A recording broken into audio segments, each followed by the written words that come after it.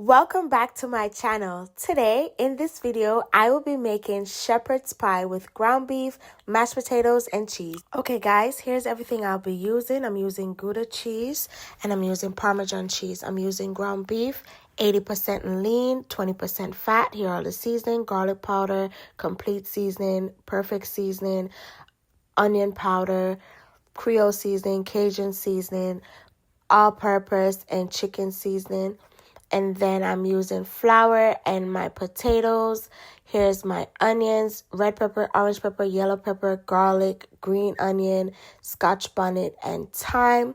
So now to my heated pan, I'm going to go in with my ground beef.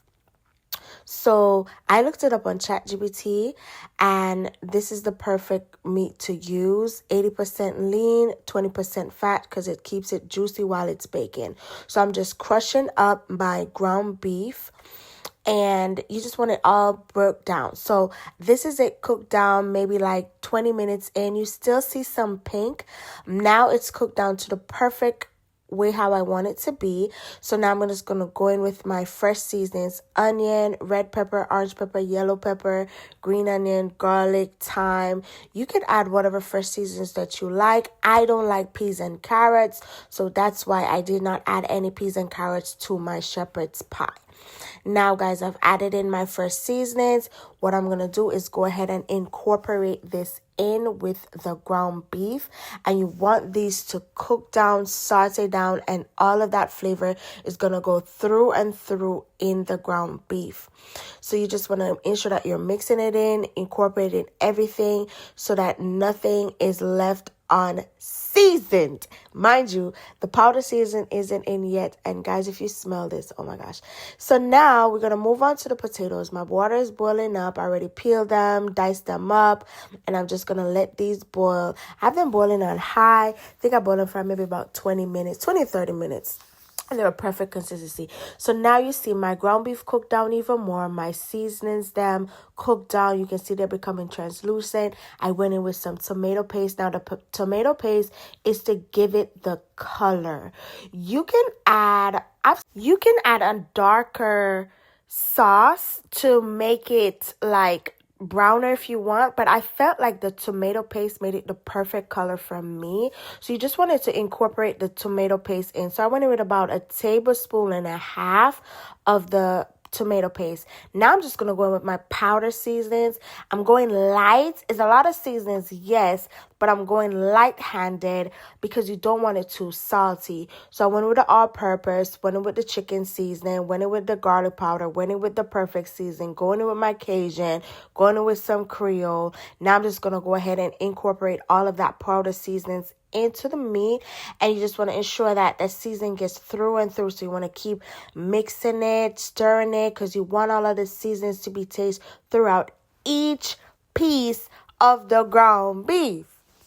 Okay, so we're just mixing and getting it nicely incorporated. So it's cooked down even more. You see it's bringing its own juices and everything is looking so good. I went in with some ketchup. The ketchup is just to give it a little sweet, tangy taste. Look at the meat, guys. Chef's kiss. But yes, so now what I'm doing is going in with some flour.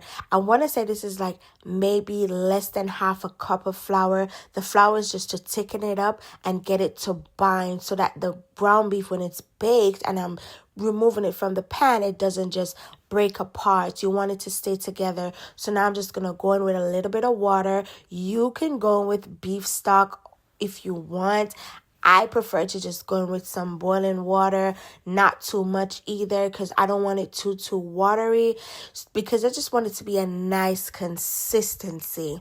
So this is how it looks now. The water is cooking down in it, everything looking really good. So now I'm going to move on to mashing up my potatoes. Because I boiled them for the perfect amount of time, it didn't take me no time to mash these potatoes. So how I'm going to season up my potatoes, old school style. This is how my grandma used to do: butter, milk, salt. Listen to me.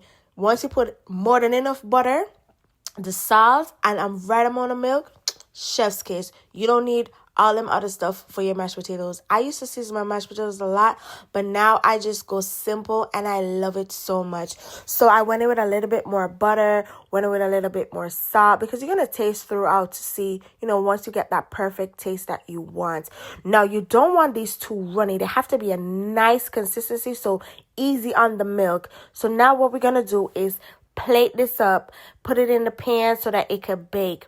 So I buttered the pan, going in with my ground beef, and I'm just putting it at the bottom of the pan, ensuring that it's nicely placed in the pan, flattened, so that it can all stay together. So in between my ground beef and the potatoes, I'm just putting a little bit of cheese. So I'm going with the Gouda cheese. I love Gouda cheese. It's just creamy and perfect.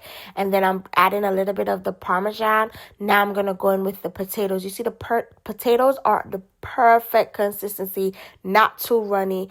It's perfect for the bacon, and this is how you want your shepherd's pie potatoes to be. Now, so what I did was I just filled the top of the pan with the potatoes, mashing them down. Now I'm just doing a little design with a fork, just giving it a little style. Now I'm going to go in with the cheese, topping it with the cheese, ensuring that the cheese get all over the potatoes, because you want the cheese to create that crust. So that's what would kind of make it like being a pie, because it has like that crust from the cheese. So, you just want to ensure that you mix the cheese all throughout. Make sure you're covering all of the potatoes. I'm going in now with the Parmesan. Now, I love to garnish with parsley. It's just one of my things that I love to do. It makes it just look so pretty.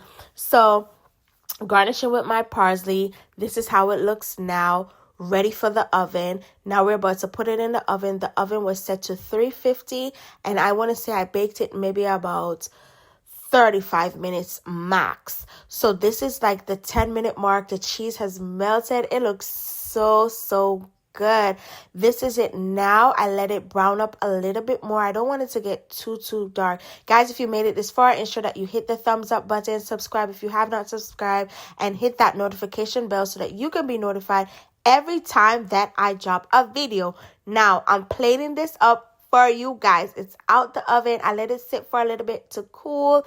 Oh my gosh, it looks so good. I'm so proud of it. This is my first time making shepherd's pie, and listen to me, this ain't gonna be my last, because this was so good. I hope you guys try this. Now this one's for me. Nice big piece, because listen, I'm so hungry. When I was making this, I didn't eat anything all day. You guys, it's so good. I already started eating it. It's really good. Let's see.